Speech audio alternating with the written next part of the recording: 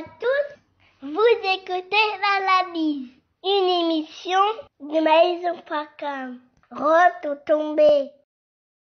Bonjour à tous, ici Paris, je suis Kerwin Maïso. Bonjour très chers auditeurs et merci beaucoup de votre fidélité à cette émission. Nous sommes le 20 mai 2019. Voici l'analyse. Au sommaire, Monsieur Sylvestre Ilunga Ilukamba nommé Premier ministre en RD Congo. Monsieur Moïse Katumbi est rentré en République démocratique du Congo aujourd'hui, 20 mai 2019. C'est notre page de divers qui va boucler cette édition. Bonjour Kerwin. Bonjour Sa Majesté la Reine des Ondes, bonjour à tous. Premier ministre Ayebani. Sylvestre Ilunga Ilukamba. Azanani. Avant de répondre à la question, on a juste pour rappeler que l'élo tozali le 20 mai 2019, ezali date oyo na deuxième république, ezalaka ko symboliser anniversaire. Il y a un mouvement populaire de la révolution parti état. Tango tozalaka bana mike, ezalaka journée fériée et défilé monene ezalaka ko salama.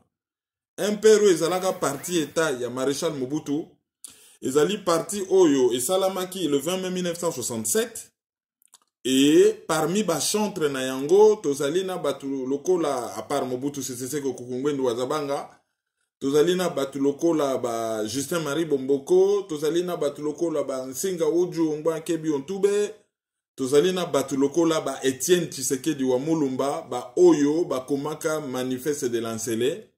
Oyo ezalaka un très bon projet de société. Ce qui ezalaka appliqué nde mboka ekomi esika to komite. Mais baye ko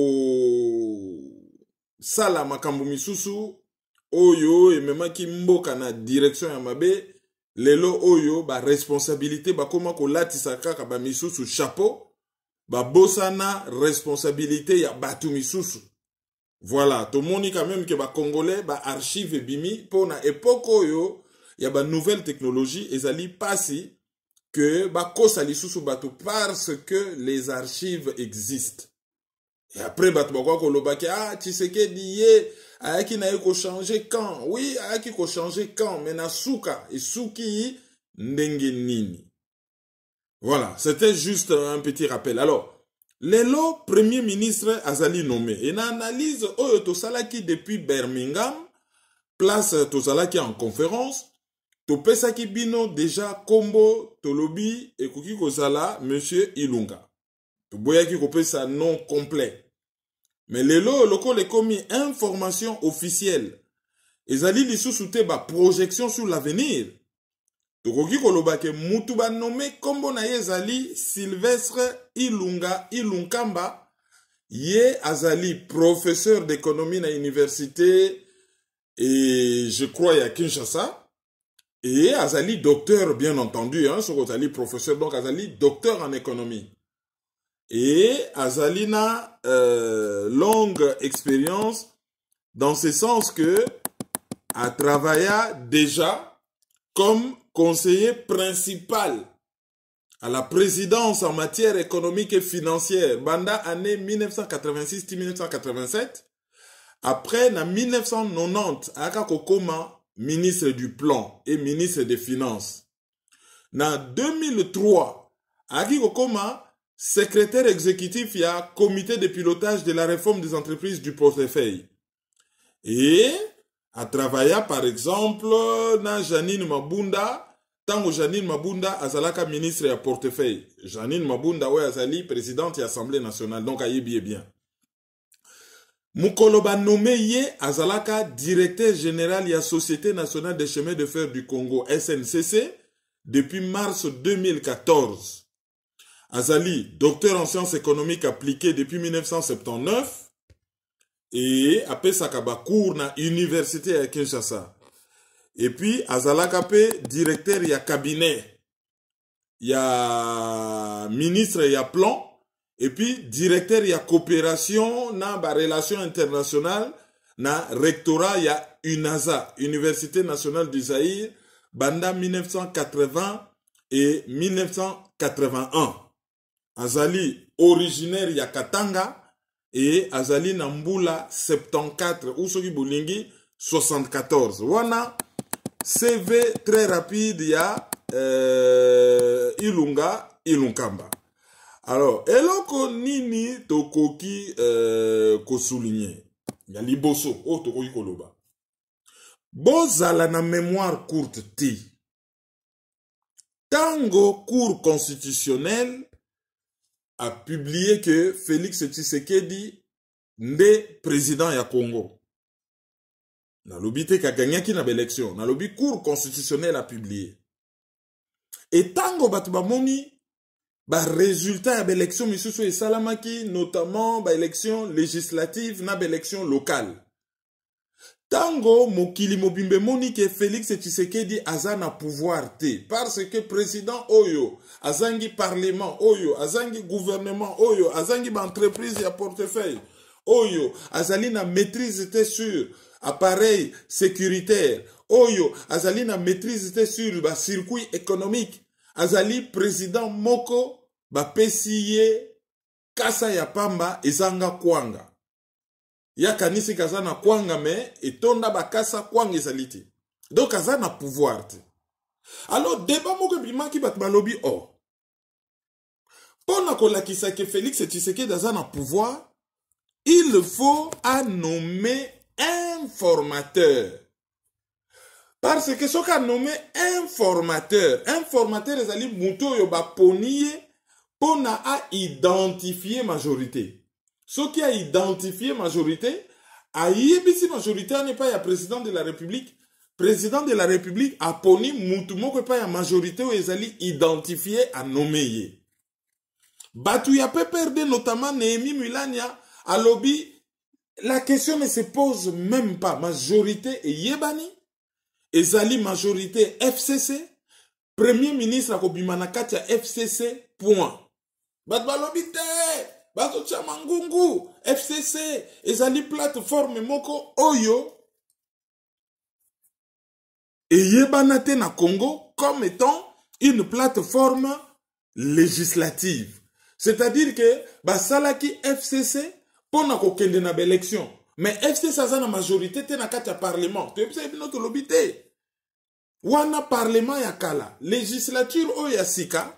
Ba plateforme ba makamyo sezo botama ba yebi ba démarche nini ba koki ko sala pona ba plateforme wane longwa ba plateforme électorale et comment ba plateforme politique et batuya FCC balobaki mi beko ezali clair premier ministre akobima na majorité et que majorité ça ya bango ya FCC likambo ya informateur ezate lelo to suki wapi Félix Tshisekedi a nommé un formateur te mais a nommé formateur. Mutoyo akosala gouvernement. Premier échec. Pona batu oyo ba yeki kopesa batu ba leçon ya droit. Et loko yami bale foboyeba. Ezali que premier ministre wana non seulement azali mutu ya FCC mais azali mutu ya PPRD. PPRD oyo ezali mwana wa bolingo ya AFDEL. AFDEL oyo ezali suka na libabe po na Congo parce que AFDEL eyela biso kufa, eyela biso humiliation, eyela biso soni, eyela biso milelo na milelo, eyela biso la skumun libabe, eyela biso malédiction. Donc, azali membre ya PPRD, azali membre ya UDPS te opposant te. Mutu ba nommé, ezape likamba kokamwa te po mibeko ya mabe, mibeko ndenge salami disons ba principe ya droit. Oye yebani na mokili mobimba, soki bozali na régime moko parlementaire to régime moko semi-présidentiel, ba yebi ke zalaka ndenge wana. Ndenge to yebi na mokili mobimba ke, soki olati terling, okolata ba basket na se, mais okolata sapato te. Jamais okolata terling ya lolati cravate. Et se yebana ndenge wana, eloko to bengaka régime soki tozali na régime semi-présidentiel, soki tozali na régime parlementaire, premier ministre abimaka na parti to na coalition ba parti oyo bazali majoritaire, batu na bango ba votaki bango ebele koleka na parlement. Donc premier ministre oyo azali membre non seulement ya PPRD mais azali pe membre ya FCC. Et loko ya liboso to lobby a nommé informateur te a nommé formateur. Et loko mi balé to lobby premier ministre wana azali membre ya FCC. Wana to se mettre d'accord sur yango. Donc so azali membre ya FCC et lingi ko loba que Félix Tshisekedi siko ebimi pour la bati misusu bazaki un peu na mois d'août ebimi siko na poisake c'est un homme seul, pas na sens ya dictateur, na sens ya mutu oyo azali isolé. Atala na gauche FCC, abaluka na droite FCC, akende liboso FCC, azonga sima FCC, azali seul. Soki ezalaka lisano, balobi obolata ba uniforme. Soki FCC alati rouge, couleur ya makila ya ba Congolais bazotangisa. Et que Félix Tshisekedi alati mosaka. Akoya wana gouvernement, parlement mubimba bokomona kaka ye moko na rouge na jaune na ye, bango nyonso rouge, azali isolé. Tina niveau ke bako dunda ye, bako absorbe ye, bako mela ye. Tango a nommé Ilunga Ilunkamba. Et loko ya liboso, ba propos na ye na RTN Césani. Je considère ma nomination comme une lourde responsabilité dans ce moment crucial de l'histoire de notre pays.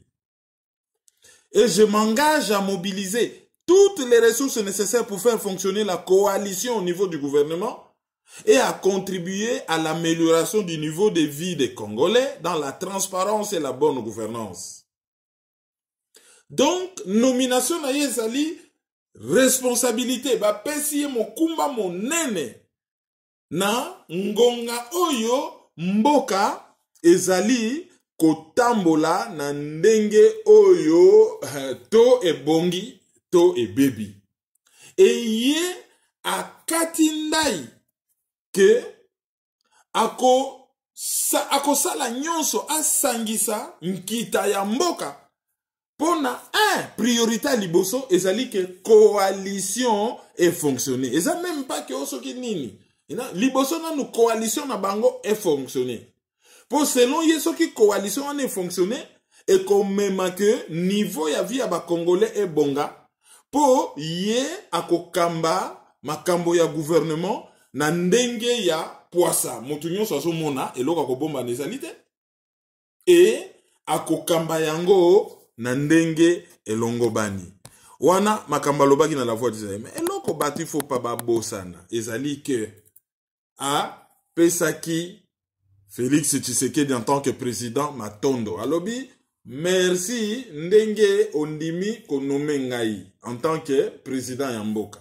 Mais tout de suite abakisi merci na Joseph Kabila Kabange oyo aponaki ngai, oyo apesaki ngai confiance. Toujours mitumi bale. Ba Congolais ya diaspora, ba tamboli, zongisa ye na Rwanda, ba yembi, ba leli, ba bengi ye Hippolyte Kanambe, ba baluki na mabele. Ba oya mboka ba lobi to lembi. Comité laïque de coordination, ba manifester, ba tutu la batu masasi, batu ba kufi. Bato ba lula pouvoir, ba bimisa bana batu nanzela, batu ba kufi, pourquoi batu batako kufa ba lobi non, tato yo Kabila akende.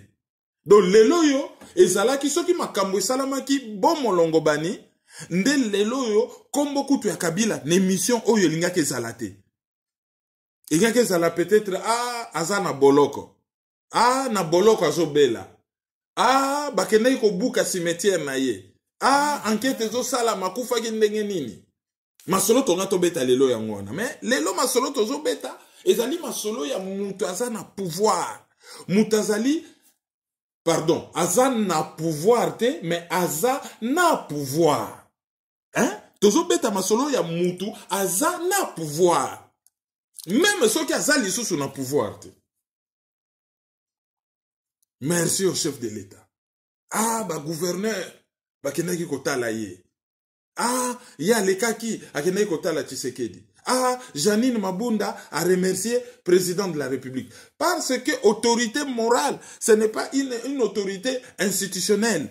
Ezali nango, pouvoir moko oyo eyebanite. Mais autorité wana azali plus qu'autorité morale. A commis une autorité, on dirait institutionnelle, on dirait une espèce de président bis. Ou il y a commis véritable président et Félix Tshisekedi a commis Kobimaneti premier ministre présidentiel naïe. Bolimbisa, vous allez comprendre le concept. C'est-à-dire que c'est un président qui joue une espèce de rôle, il y a premier ministre, et derrière, il y a Joseph Kabila qui tire les ficelles. Et ce qu'ils ont tiré, Basinga, c'est que Oyo a exécuté le mouvement, en français, pantin. Ils allaient insulter. Voilà. Donc, Ilunga, Ilunkamba. Pourquoi Baponi? 74 ans. Malade, selon RFI. Kombo naye Ilunga Katangé. Donc, parmi les conditions, Katangé balobaki, peur de présidence, mais bango, il faut garder quelque chose. Récupérer primature. Kamere oyo ayaki na mamasolo ya tribalisme. Azo yebisa batu na butembo lobby.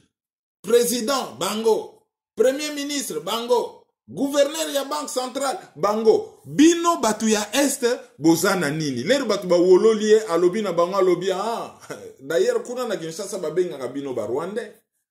Sikoyo, totuna Kamere question et tozonga na logique na ye. Monsieur Kamere, président Kasai oriental, est. Kasai occidental, oriental, est. Premier ministre Katanga, est. Directeur de cabinet Katanga, est. Ye mutu alula tribalisme alobi nini. Et là, quoi, mi balé. Pourquoi Baponi Ilunga Ilunkamba? C'est parce que Azali Katangé. Parce que ça faisait partie des conditions. Et là, quoi, liboso. Et là, quoi, mi balé par stratégie. Ba yebi ndenge ba Congolais ba fonctionnaka. Ce qui ba tche mutazana kombo ya Ilunga. Groupe ya bateau yo qui ne vivent, qui ne respirent, qui ne pensent que communautarisme, les baoki kombo ya Ilunga bako attaquer te. Ah non, moi et tout, on ne va pas l'attaquer. D'ailleurs, tu remarques na ba réseaux sociaux, ceux qui mutalobi kaka tatawana mbala moko musanto bokelo luka ya bino musanto. Bozala kaka boye. Bomoni boza contre. Ba yebi mode ya fonctionnement ya certaines personnes. Donc non, atanga mingi. Bakoloba katanga, azali technocrate, ayebi, atanga. Mais problème ezate ke mutatanga. Problème ezali atasoko tanga, atasoko za mayele ndenge nini. Soki système eza mabe. Mayele na yo, ça ne sert à rien. Makambo kende kaka nisika ya mabe. Okoki kozala na yo monsieur propre et la mana yo pembe lokola neige. Mais tant que vous faites e bonga ya salité et lambe ko zwa tâche o mata o kita. Okoki no kozana machine ngwe sokolaka ndenge nini o sokoli o kausi o repasser o lati lero fani ne bonga ya salité et lamba na yo e kokoma salité. Donc ce n'est pas une histoire ya mayele, mais c'est une histoire d'un système qui est vicieux. Donc loka liboso batali nanu il faut za la katangé comme ça ba katangé ba ko concesser été. 2 Ilunga bayebi ke groupe ya batu moko oyo bazali très tribal, très communautarisé bako s'attaquer na yete par rapport na Kombo. Et loko ya misatu azali mpaka fatigué akokoka ba boulot d'Hercule te.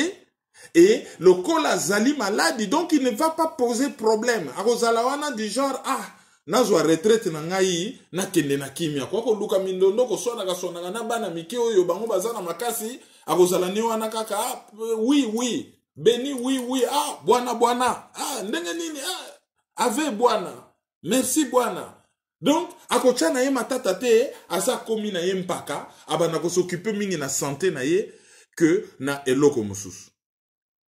Et, c'est le moment à souligner eloko moko très important. Tata Oyo poste na ye a Souka.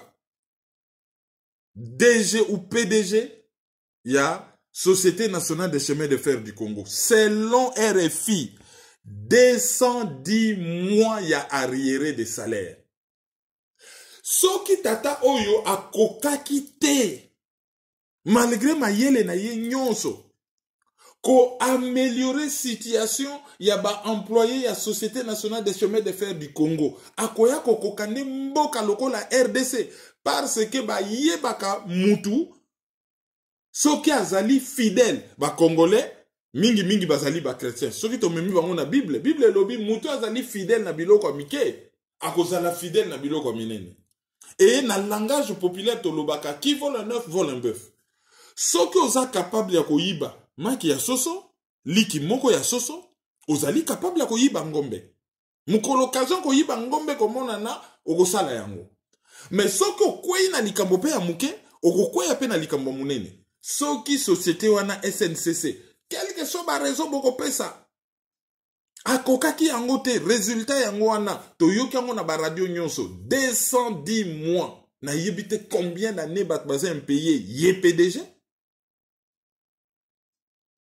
Alors, nini yé akokoka kosala pona Congo?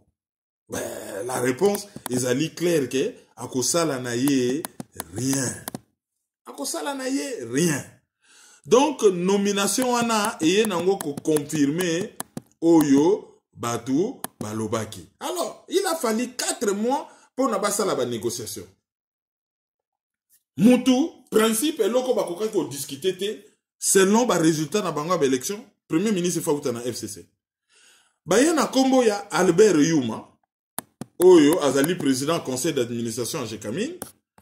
Félix Tshisekedi da lobby yete batu ba lobby azana pouvoir aboya ki ba radio nyosa mukili ba lobby ezaki problème na yete ezalaki ba américain ba lobby tolingi Yuma te. Azali incarnation ye penda soka bomoni Yuma penda bomoni penda elongi ya mabe nyonso oyo système ya Kabila sali. Aye na kombo ya ministre des finances Henri Yav Moulang. Et aye na conseiller, ancien conseiller spécial en matière de sécurité à Kabila, Maître Jean Bouyo. Babouak ici bango, raison Jeune Afrique a PSA lobby, conflit interne na FCC. Modeste Bahati Lukwebo, azali autorité morale, ya Alliance des forces démocratiques du Congo, AFDC. Deuxième force politique, ya FCC après PPRD. Et azalaki ministre, ya plan na gouvernement. Ya lobby, parti na ye, ezali, parti oyo, ezali na ba le plus grand nombre ya ba député na FCC. Donc, ba pesa ye primature. Bon, ba boakisi ye, ba boyi. D'ailleurs, yebani que il est très mécontent.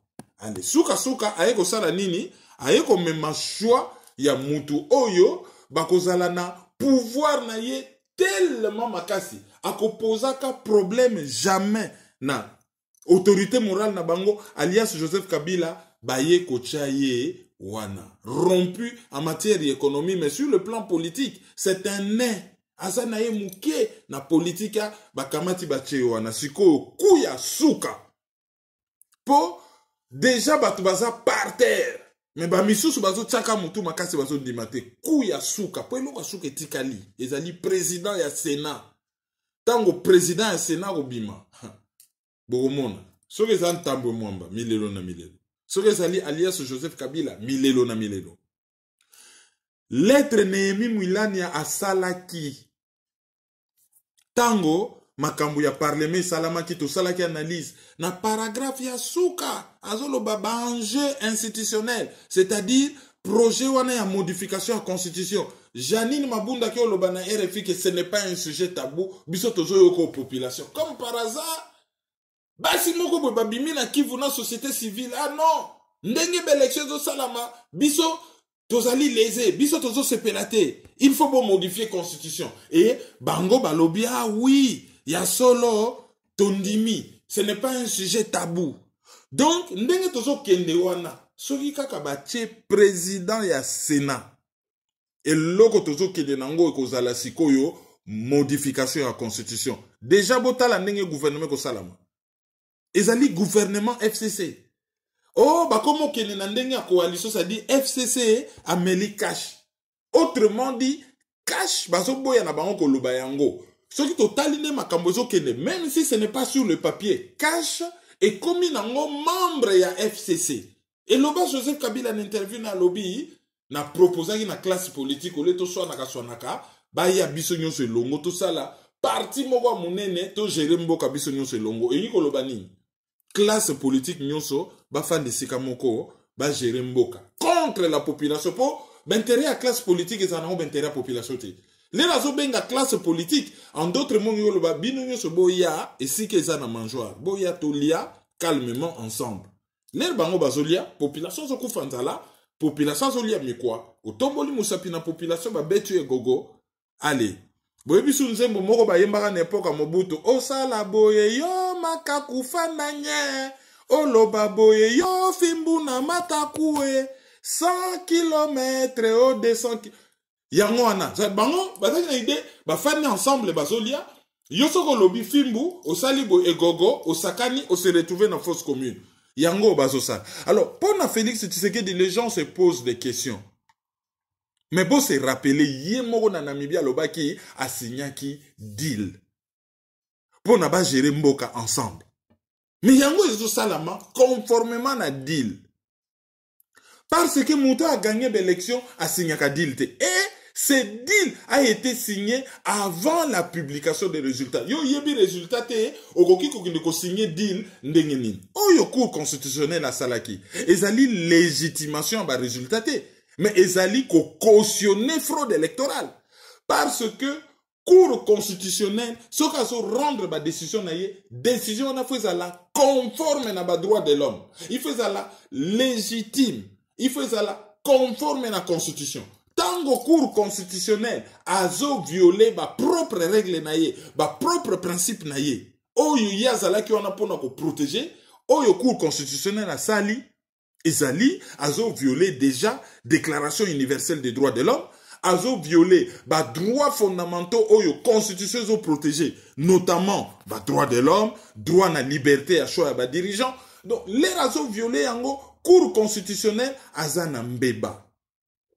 Et oyo Félix Tshisekedi asali ayebi oyazo sala azali wana alias Joseph Kabila azolia 700 000 naye par mois.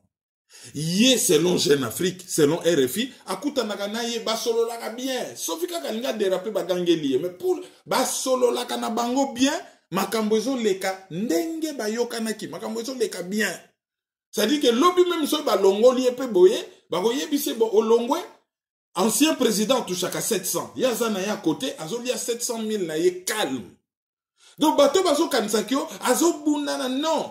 Ndenge ba yokanaki na deal ndenge zo salama et par rapport na mbongo ya kendaki ko luka, il y trouve son compte. Il n'est pas à plaindre. Makambo zo salama ndenge ba yokanaki. Donc Sylvestre Ilunkamba a ko changer na ye rien.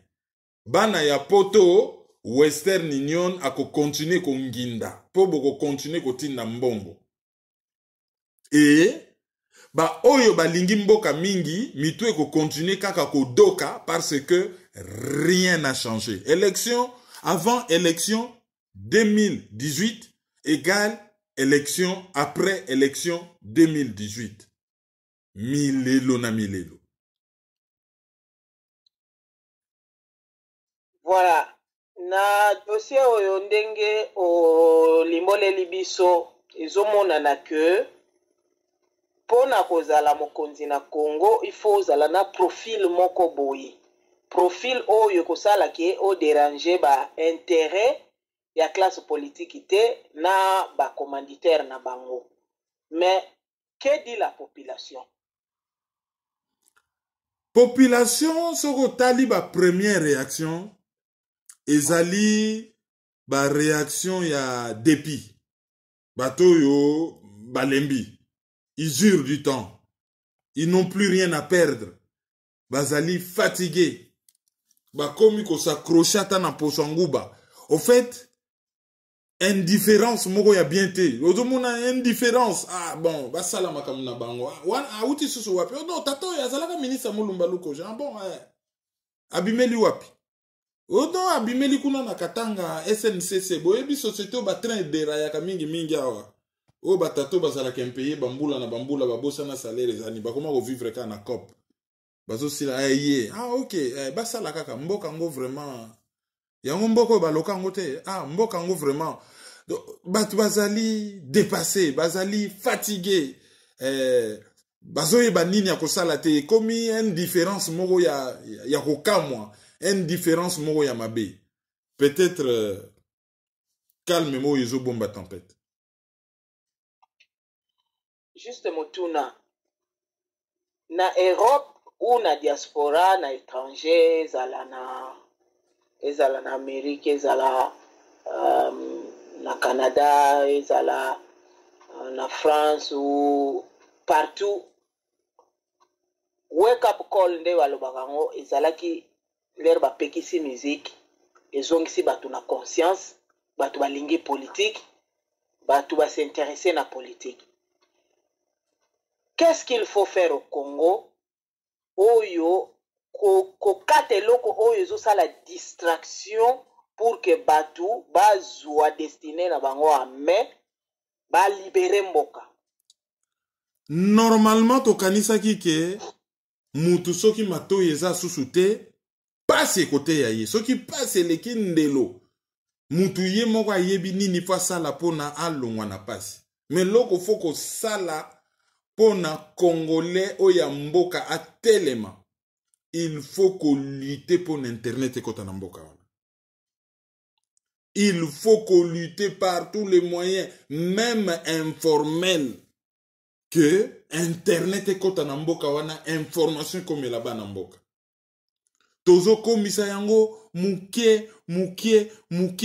C'est quand même grave na mboka wana. Même les intellectuels apprennent beaucoup de choses et pas na biso bato ya libanda. Oko benga pe mutu boye, oyebisi olobi neti sujet otoko développer na divers ndenge bakanga kimende. Biso kutu batapoto to yebi. Ozo benga mutu na kino olobi mais dossier mende wana ngishasa bato ba oloba mende basani. Mais façon bakangeli wana bomona kite. Ah bon? Donc bato ba yebi te l'info ne circule pas bato bazali ignorant. Si que moi, canon et information na bango baza nango ezani. Ezali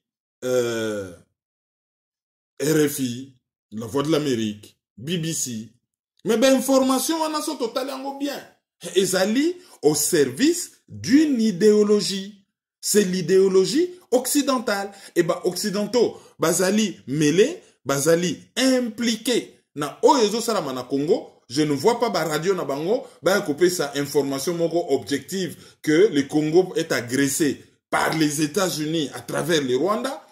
Quel est le rôle de la Grande-Bretagne dans l'agression à Congo? Non, bango couper sa info wanate. Bango yela batu babiloko maï du coup la population n'est pas informée. So tali ba réaction na bango zo mona vraiment que même certains intellectuels ozo mona pendant que batu baza libanda ya masano. Donc il faudrait, à part pas si à bango, il faudrait information comme la bango, sensibilisation comme la bango pour na batelema. Mais ba telema ndenge nini, ceux qui basi batela bango na l'église de réveil plein o yezo balusa bango ba cerveau. Ndambo pe na internet na ndambo bango ba nango soki otali atoke na YouTube. Soko moni vidéo koluka même po yeba chaîne wana eza ya nani soko somoni urgent motutel apopoli motu boy toujours esprit moko boye ya polémique na yebite tokolongwa na makambo wana ndenge nini soko moni kaka titre lokuta urgent motu boye asali motu boye jamais balinga kokende bazwa ne fût-ce que va se donner la peine ba kene ba luka info na source lokola bango mo baza sur place. Mais pourquoi comment eka likambo ya urgent mais likambo moko boye ça n'a rien à voir na likambo ezo sala ke esikola mboka. Soki éducation ezali au rabais. Soko ngo détruire mboka détruire l'éducation.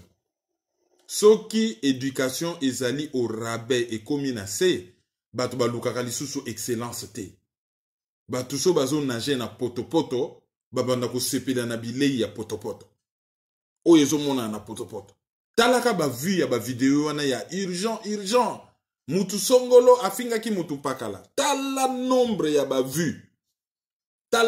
bavu donc c'est ba conséquence ya sacrification oyo basali sur toute une génération oyo bache batu na se penda donc na se oyo kaka bache batu mais vraiment na se c'est ça ba résultat na yango.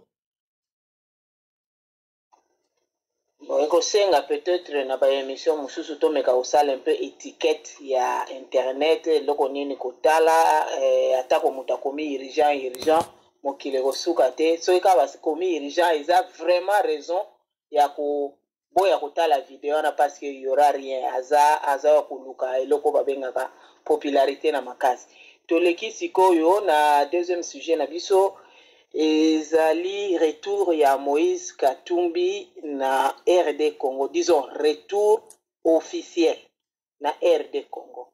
Elo nino koloba par rapport na Moïse Katumbi azongi lelo par la Zambie.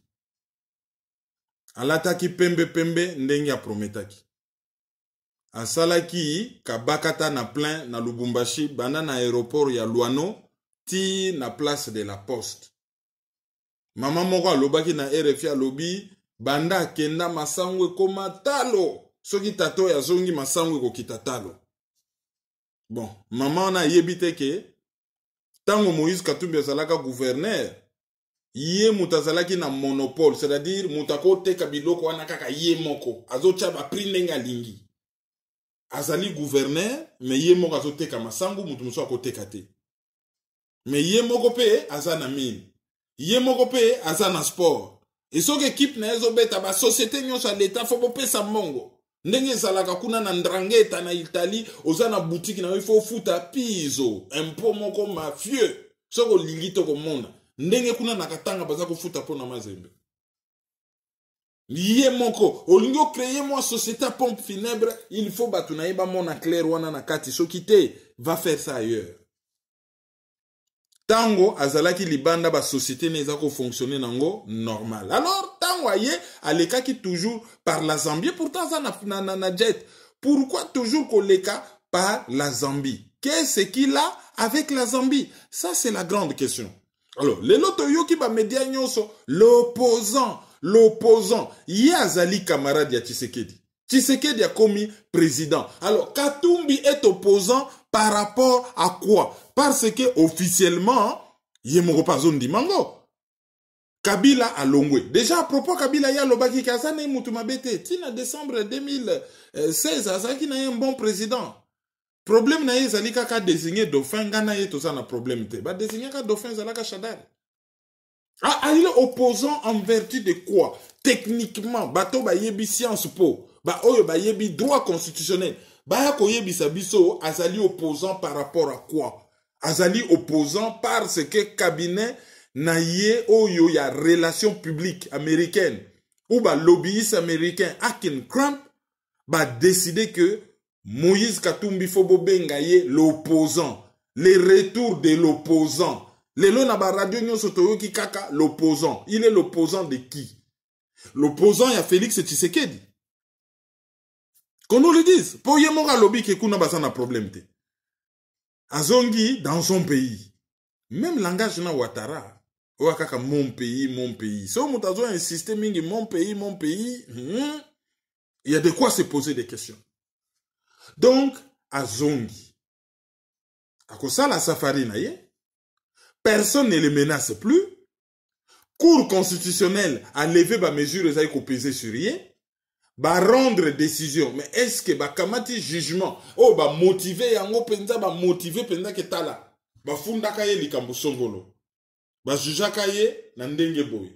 Biso to moni ke jugement on a pas cour constitutionnelle azo ko juger te fond ya likambo yiba ke yiba kite. Mais ye azo ko juger ndenge ba juger la kiyo est-ce que etosaki mibeko.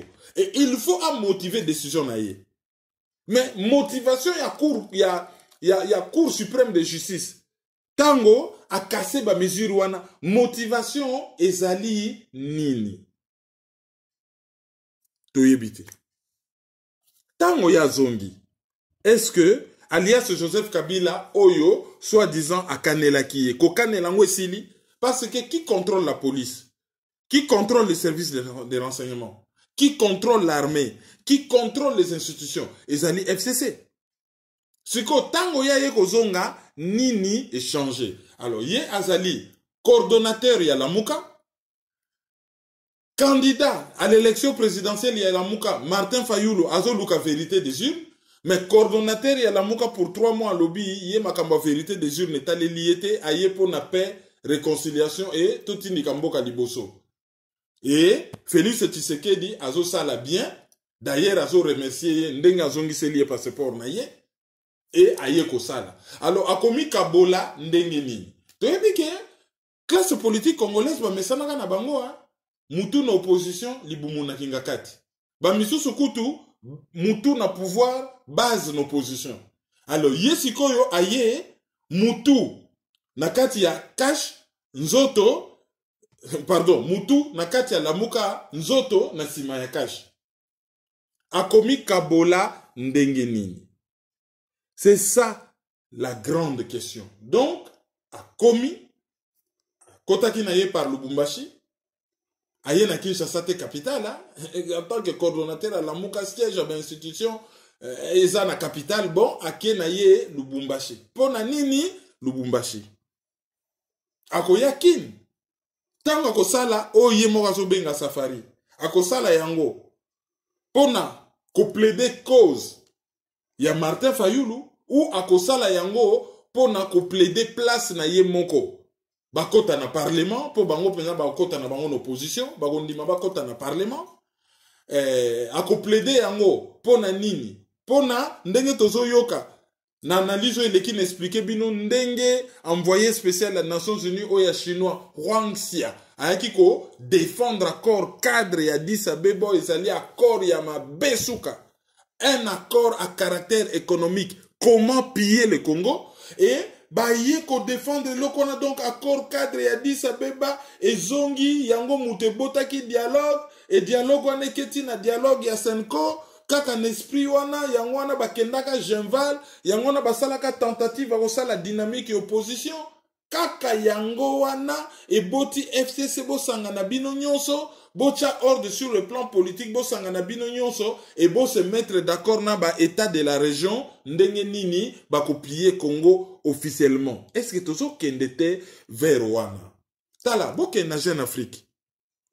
Il y a un article oyo bazo expliquer situation ya Félix Tshisekedi par rapport na armée que azo banga ko bouger ba officier armée malgré que bazali condamné basa sous ba sanction à Union européenne et États-Unis azo bang à part général Mbala o azali na ba sanction te tous les restes John Numbi bazo soupçonné ye na liwa ya Chebeya atindi yo kendo cha ordre na Lubumbashi ilunga kampete abi bango nyonso batikali na ba poste na bango wana po nini azo banga soka toucher bango bakoki ko benda rébellion bakoki ko régler ye compte. D'ailleurs Allah la kuna na camp militaire, Allah la na kati ya camp militaire, na bango tout autour. Donc, azo banga na ye, azana memise te sur l'armée, afana na ye wana, armée ezale la ye hostile. Donc, côté wana, Félix Tshisekedi akoki ko sala rien, nazlobi yango na titre ya rappel,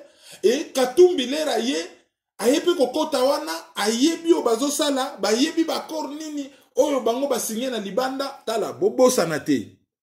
Avocat na ba dossier nyonso ye akoma exilé oya kima avocat na ye c'est Azarias Ruberwa côté congolais mokonzi ba avocat nyonso Azarias Ruberwa ya libande ezali maître Dupont Moretti ya Lille mais na kati ezali Azarias Ruberwa oya ko pona pina oya azali grand patron mais souka na grand patron na PPRD bato yes bakoma soki benemi na ye mais ya za avocat na ye.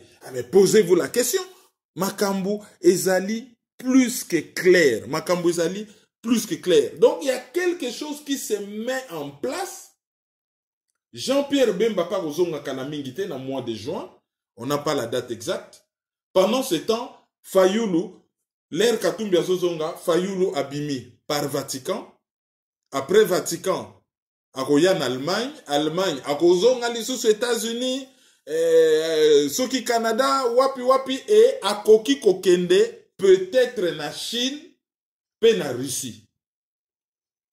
Donc, akomi ko luka, dossier angokaka libanda, or l'affaire se joue au Congo. Bras de fer, banamboka, na capitale, boya, toko boma mutute, libanda, boya, devant palais du peuple, on a 500 000 personnes, bana poto va se mobiliser, biloka kolia mbongo zo kende, biloka kolia comité de coordination moko se mettre en place, bazo recevoir mbongo, bazo somba biloka kolia mai, bazo kalinga mikate, bofanda libanda, to trouver solution ya mboko yo une fois pour toutes. Yeyo a commis na ye isolé, a commis ko ça la fuite en avant vers libanda. Pendant ce temps, bao misuso bazo ça la politique, ba komo kita na mboka. Siko eloko nini ko salama, ezali fragilisation. Katumbi ye wana bimisi batu na ye plein na katanga, ba kwe na ye yango wana. Jean-Pierre Bemba lera ko ya Igwe, Kinshasa, Équateur, ne mwanansemi soki fatigue na répond na ye sili basisi ko bongisela enda ko na ya ba Congo. Il y a quelque chose qui se met en place qui échappe au peuple congolais. Et bato bakenda ki une élection de bonne foi. Bazalaki ko s'attendre na ba résultat oyoti. Mais t'as là ba résultat ba subir.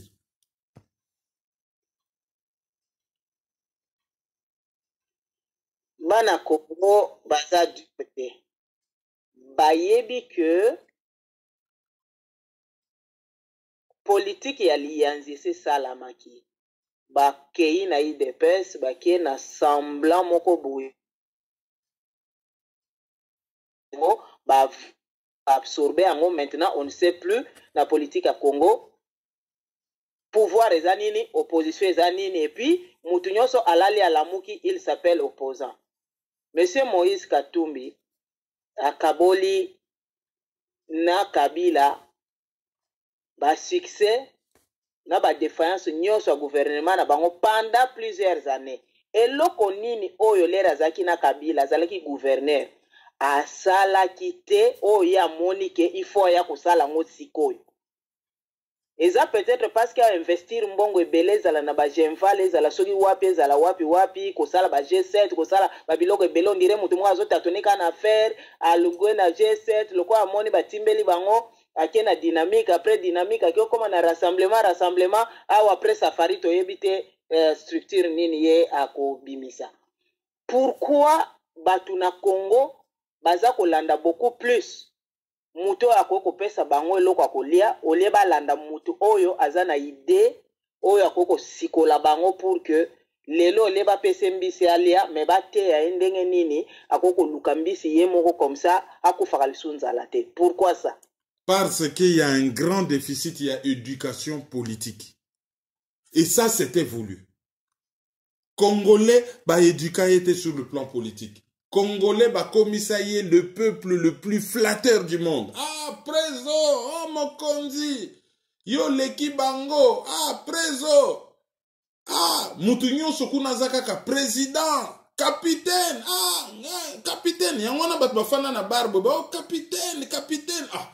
Et moko ba soda pe ba fanya balobi ah biso na armée capitaine ndeto sali atoyibi capitaine on ate papa yala nano yo zali capitaine capitaine na régiment ni ya football ah bon ya ngona bazo benga yo capitaine bon allez là la pe wana lia mosekwe film tout de suite mutu nyonso maître mutu nyonso commandant mutu nyonso preso mutu nyonso PDG Kokumisa, flatterie, kokumisa. Batu ba yebite qui ils sont. Batu ba yebite pouvoir nini baso détenir. Batu ba komi na syndrome ya Stockholm. Kokumisa mobomina yo. Mutazo boma yo meyo komo kumisa. Ya, ye na lela ye. Ya ta soka beta kangama ya salaka bien. Ya boma kangate. Ya beta kangama. Yo ke la kangama wama soka betinga. El moka bangi na kokufa ayoke linga mawa. Ya ona sepela kana ye. Non. Aza même pas na droit ya kobeta yo. Ba politiciens congolais, c'est ça les drames ya pays wana. Bango batu ba teki mboka, bango batu ba memi mboka seke zali. Mais comme déficit d'éducation politique et ça makasi. bato bazo comprendre que c'est ça les résultats. Et l'image ezali image ya maman oyo dans toute la bonne foi pona ye souci Katumbi aya pona masango kita pris. Mais soka ye baki ke Katumbi wana bakabila wana tout na ba Tshisekedi soki basala kike mboka ezala ndenge longo bani prix ya masango wana batolo ba masango wana anyaka soma ngokutu 3 ou 5 fois moins cher que ndenge bango bazo soma yango lelo. Na page na biso ba divers ezali sujet d'actualité, humiliation ya Mende Omalanga par la police suite à une affaire de diamants. Avant na kota na page wana nalingi na me saisir na occasion ya émission Oyo pour na présenter mes condoléances les plus attristées. Na sala qui ont déjà en privé. Na présenté mes condoléances les plus attristées na Mobundeli Munene Yamboka Keleji Iyemefuka Kalva Oyo a perdre maman naye na Congo. Et Matanga, programme Matanga ekoyebana le moment venu et Matanga ekozala na Strasbourg, place oyo Kalva afandi au nom ya équipe nyonso ya maizo.com. C'est une des personnes oyo tokoyi koloba penda ke soki a soutenaki biso, soki a soutenaka biso na projet oyo ezali ye. Azali entrepreneur, azali combattant likambo Congo ye alala kate soka yoki likambo Congo asala ba sacrifice. Kalva c'est un frère et à perdre maman naye et nayebi que na milieu à combat c'est une nouvelle mais vraiment triste et toko réitérer mais vraiment de tout cœur nos condoléances les plus attristées et totali ko kabola mawana ye. Alors, pour nous répondre à la question, lobby internet et ninganaki et yindaki et ne bandeli tokanisa yi kezala ki fake news. Mais tant que vous vérifiez, non, ezala ki a solo. Mende Omalanga bakanga ki ye. Bayana ndaku ba ramasa ye na police, y compris police militaire. Ba boaka ye na mutuka, ma papa chemise. Alati penza polo oya kingo round esa na kombo moto za ko benga ba polo wana mena boy na ko tanga ngo awa ba bwaki ye na motuka ba memiye nini likambo na diamant ba creuser na ye azana ba creuser na ye privé bazwaki diamant moko munene ba ye ba memeli. Alors ba landeli ye pona normalement Mobeko et Pekisi, un particulier à Somba Diamant. Diamant, il faut ezala vendu na comptoir ou ezali agréé. Ce qui est particulier aux na diamant, aux sala trafic ya ba matière précieuse. Baye ba bois qui est na bolo. Alors selon l'information circulaire balobio ministre de l'Intérieur Basile Olongo Mutu a bois qui est na bolo pour une affaire personnelle. Bazo ou il est là, leadership kuna na Sankuru, bango na bango batete là. 1 heure après, intervention, il y a conseiller spécial, il y a chef de l'État, babimisi. Tango babimisi aye kozonga alobi, azoyo kanzoto pasi, beta kiye, cross ya minduki, et kangiye comme un vulgaire vendeur de poulet. Bamisusu balobi alobaki comme un vulgaire voleur de poulet. Et baye ko libérer. Et là on ni photo loba. To banana nous sur le plan droit. Mende azali député. Azali na immunité parlementaire. Immunité azali protection. Député sokazo sala musala na ye, il ne faut pas banga ke soki na lobby boy na cadre musala na nga nazali représentant peuple soki na défendre peuple bako kanganga bako lukelanga ba problème il faut azala libre yango na balatisa ye protection babengi immunité ba lobby na cadre ya misala na yo ko banga eloko te bako kanga yo te po zali représentant ya peuple o nyoso ozo sala yango na kombo ya peuple mais elingi ko lobate que soki député a beti mwasi na ye, to a bomi mutu, azali na immunité. Non. Ben infraction, pénale oyo azosala à titre privé oyo ezokota na cadre ya musala na yete ba infraction wana ezali couvert par immunité te, bien que symboliquement pour na ba libérer penza makambo sala calmement ba kendaka ko lever immunité na ye na parlement pour na ba landela, mais na ba cas d'infraction pénale normalement immunité et jouaka penza te, mais suivant certaines circonstances. Donc ba yaki ba kangiye débat et comment est-ce que na kawana immunité fallait que ça là ou pas. Mais eloko comme balé photo loba ezali que kokango ba kangeli mende azalaki présumé innocent, bazalaki obligé te ba kangaye de façon spectaculaire que akokima bakokaki baye bazuye calmement wana tozo loba te mende n'importe qui hein baye bazuyo calmement soko tche matata batcho bakraka soko tche matata te bon matana mutuka umati bakangi mutuka bakena yo et tango bakokende na yo justice il faut ça la musala na ye jusqu'à ce que culpabilité na yo ezala prouvé. Et sur ce plan intervention ya présidence de la République ezali immixtion na bafaire ya justice, ezali violation ya principe ya séparation de pouvoir, ezali infraction très grave. Ce que ezali président haute trahison, ce que ezali conseiller na ye trafic d'influence ezali grave. Wana eloko il fallait que loba, mais au-delà ya mende bobo sana kombo ya mende wana toto beta masolo ya droit. Mais sur le plan politique, mende oyazaki ko trouver que la police était professionnelle. Ceux qui bazo nyonga opposant soi-disant opposant, ah c'est professionnel. A moni police professionnelle na bango bango ba formaki ndenge e fonctionnaka professionnellement. Balakisi professionnalisme na bango dans le respect des droits de l'homme. Pour ndenge ba violer ba droit na ya moni professionnalisme na bango. Donc sur le plan humain, même des fois yeba ke mokili mbanga yantaba. Déjà ba empêcher azala élu na Sankuru, lelo oyo ba eko kangaye a raisonné na dossier ya bango ikasanji, a raisonné na dossier moko oyo eleka kawa ya diamant ya mutu ba bomaka ye po na diamant na ye moko. Et utaka ko défrayer chronique il y a pas longtemps, a raisonné na ba dossier wana nyonso. D'où na Congo photo bimane loko ya spirale ya violence, oyo toujours violence en dehors ya loi. Il faudrait bateau nyonso wana ya kala.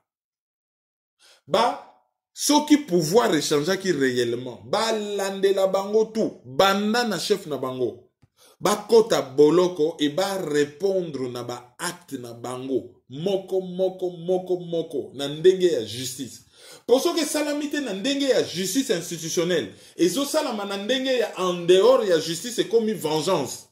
Or tango bat bazali ko se venger contre bato wana bana na bango bazomona lobi bana na bango tala bana ya ba traître ba komaka ba suka na ba traître misusu tozo vivre lelo ezali ba tata na bango bazalaka ba traître.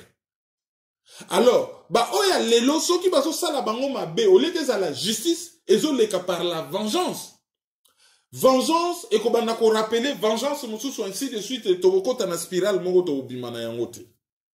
D'où état de droit ezali slogan te. État de droit et se mettre en place partout à la fois. Ezali likambo ya mutu moko te. État de droit ezali ba institution ya makasi. Ba institution organisme na ba institution mécanisme. Institution organe pardon. Tozali na président, parlement, gouvernement ou législatif, exécutif pardon. Tozali na législatif, tozali na judiciaire. Wana ezali ba organe. Mais par rapport entre exécutif na législatif, entre législatif na judiciaire par exemple, par rapport wana ezali ba institution mécanisme. Ce qui système wana nyo se zo fonctionner comme il se doit, c'est-à-dire respecter la constitution, c'est ça l'état de droit. Et état de droit, ils ont la source, il y a bonheur, il y a population, ils ont la source, il y a progrès économique. Et état de droit, et ça la que, bah, oh, bah, zalaka, bah, victime, bah, rendre bango justice, et spirale ya violence et souka. Mende accueilli, bon, 1 heure du temps après, aye kozonga, et après à lobby, il y aura des poursuites judiciaires et des poursuites politiques. Donc, selon Yé, à lobby Zali Basile Olongo, à Rolandelaye, même sur le plan politique, et il faut que la regard, il y a batunaye, tant bakangaki bango, il y a creuseur naye, o bafanda na lopango naye. Et ça qui regarde, mon gars, ah papa, tout le monde a eu mon conjuzo quand deux ans, le la biso tous les film ensemble. Mais bon, ils appellent image, il y a Yesu na kuruzo, et comme il y a le bon. Yo motosali mon congé, sauve-toi et sauve-nous en même temps. Sauve-toi et sauve-nous. Biso to bika simana yo. Donc là, bah, ça peut même autorité naye. Mais ma be otosalaka, et fouta makanase, tala niveau batu ba sepela ki lobby na ba réseaux sociaux, mais batu ba sepela ki na ndenge mukete. Bon, quelque batu pe ba yaki ba yeko défendre mende ezalakate. Bon, c'est bien ko défendre ye, sauf que bato batu ko défendre ye mingi tango ba rosimu kendi basaki ko kufa tango mende azako sala ba discours na ya mabe, on ne voyait pas ces gens condamnés. Ba yeka ko condamner leur mende a commis victime. Bon, voilà. Ils allaient juste un avant-goût. Il y a Oyo et Koya. Même des gens ont juste un avant-goût. La révolution est en train de bouffer ses propres enfants. Sikoyo, motuna ezaboye. L'air ba pesa ka formation na police. Ba yebisa ka bango nini. Parce que ba benga bango soki police républicaine. Ba nani ba forma ka police wana et puis mateya nini ba pesa ka bango. Ben, ezalina ba école de guerre, ezalina ba académie militaire, oyo e formaka police. Mais police oyo à Congo, ezali un organe de répression, ezali un organe mokote pour na assurer sécurité ya batuna biloko na bango. Ezali organe moko pour na protéger pouvoir contre la population. Ba dressa bango ndenge to benga ngo formation de. Ba dressa bango ndenge wana. Et c'est comme ça qu'il fonctionne. Bah, il y a droit de l'homme, bah, il y a respect aux ezali du na mutute. Il y a un autre muto comme na boloko direct, bah, juger non noté pour na établir culpabilité na yo, bah, comme ko beta yo ba fimbo, bah, comme ko senga yo ba droit de dossier, bah, comme ko senga yo, bah, comme ko torturer yo, bah, ko tia yo na place aux toilettes ezalité, bah, ko priver yo kolia, bah, ko priver yo douche, bah, ko déshabiller yo, bah, ko humilier yo, bah, ko palper yo en dehors de toute règle, et bako détruire yo moralement, bako briser yo psychologiquement, et ça dit ba violation grave, il y a droit de l'homme. Donc oh ba pesa ka bangwana, ezalité formation pona ko battre la mboka, mais oh ba pesa ka bangwana, on dirait ba dressa ka bango comment protéger le pouvoir contre le courroux de la population. Parce que ça passe na komona que moto so ayebi que oza présumé innocent jusqu'à ce que ba prouver que yo ozali coupable eloko moko wana ata bango ba policier ata ba civil ba yebi yango mais ndenge ni bazalaka soki kaka ba ye kokwelela yo mbala moko ba cheo maboko ya bras raccourci ba beti yo bon l'air ba koyebi soka abima le tambola kende même de se plaindre que azana ba courbature ba beta ki esiko l'air ba tiki il va se venger contre qui? Parce que yeso ka lobby eloko batu bayebi kake dès qu'il ouvre la bouche les a mensonge bimaka siko leri azo accuser soki ministre intérieur pour quelle raison siko batu faut pas croire. Ah mais qui a bibouara peut-être pas au ça pour y côté le kuta mendologie donc à propos naie ça ne suscite déjà même pas la pitié et batu ça la confiance naïté. Tous les qui na auditeur du jour. Bah auditeur du jour na biso ya liboso ya lelo tokozwa Ginny Kapumba Villa ye azali na New York États-Unis. Yami Balé ezali Danos Manoka yami sato ezali Ataleo Yamine ezali Amina Wallenweider Makuza, Yamita ezali Monsieur Panzou Benjamin, et surtout bienvenue na émission yaba CMUCE La conférence d'Empangis ultra compatible en Europe. Voilà. Auditeur du jour, Moussou Ezali, Pele Maya. Et auditrice du jour, Moussou Ezali, maman Justine Ilunga. Yé Azali na Alabama, État Alabama en États-Unis. Auditeur ou auditrice ou auditeur Moussou Ezali, Bena Congo. Et toko sukisa lelo na Guy Edi Mabungu yaza na Marseille. Sola Maketa. Alors, na sala que erreur, il fallait na loba madame Clifton.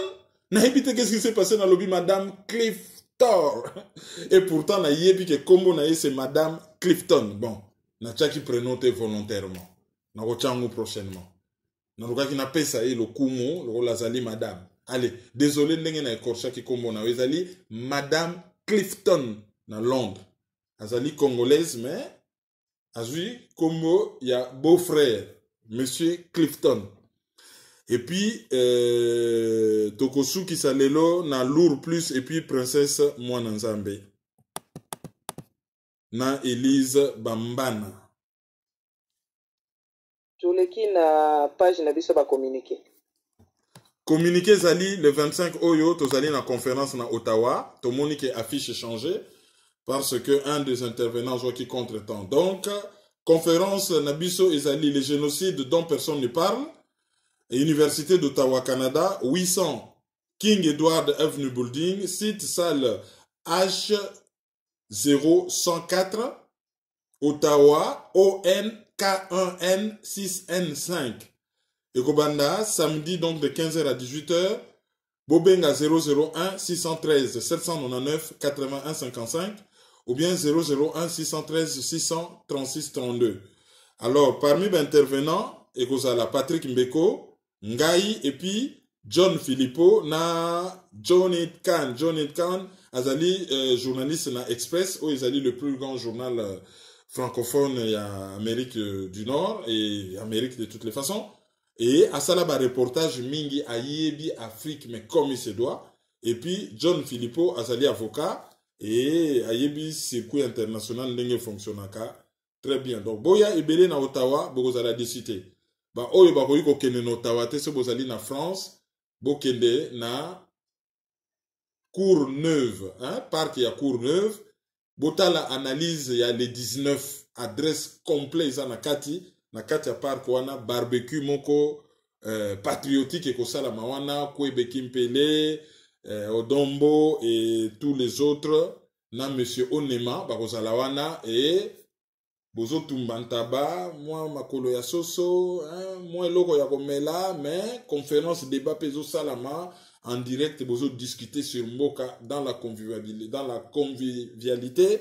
Boya na ba maman, boya na bana, boya na ba papa, boya na bana, boya na bandeko, boya na ba camarade, boya pe na ba payao, ba nibaye ba situation Congo, wana le 25. Na mois de juin, boya ba que le 5 juin, Apareko a organisé quelque chose à Bruxelles, mais le 21 juin, pardon, par contre le 21 juin, toko rendre hommage na ba artiste na biso kaka ba musicien te hein? Théâtre, sculpture, cinéma, tout ça na Citri et puis na Château-Thierry et le 29 tozali na association Rafa na Bâle et les 25 oyo soki bozali côté à Lausanne boye ba ke événement moko ya munene ezali organisé na CNRC de toutes les façons avant cela na kobenga Papa Paul Kaumbu et na kopé sabino ba détail nyonso place ya salle hein, événement munene bo réservé pour les 25. Donc Canada toza na Ottawa, France tozali na la Courneuve, Lausanne événement ezali.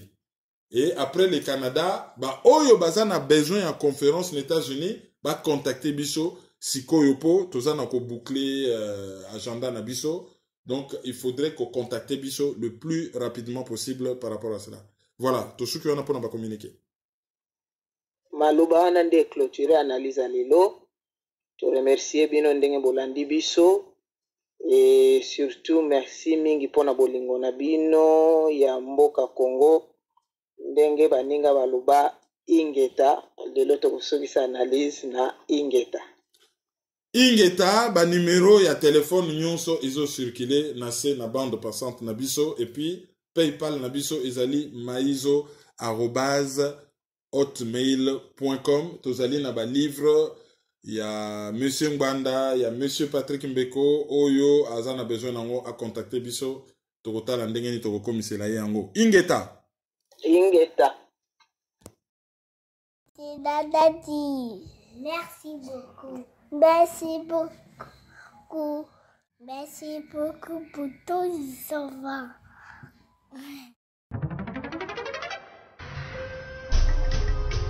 Yo, petit à petit, Kerwin implique Banakin. Fouta ici, fouta par là, fouta autant. Dans les mille qu'on foutait là. Peuple congolais. Yo, qui n'a le toza ba colocataire. Oyo ezali colocataire. Qui n'a le toza ba colocataire.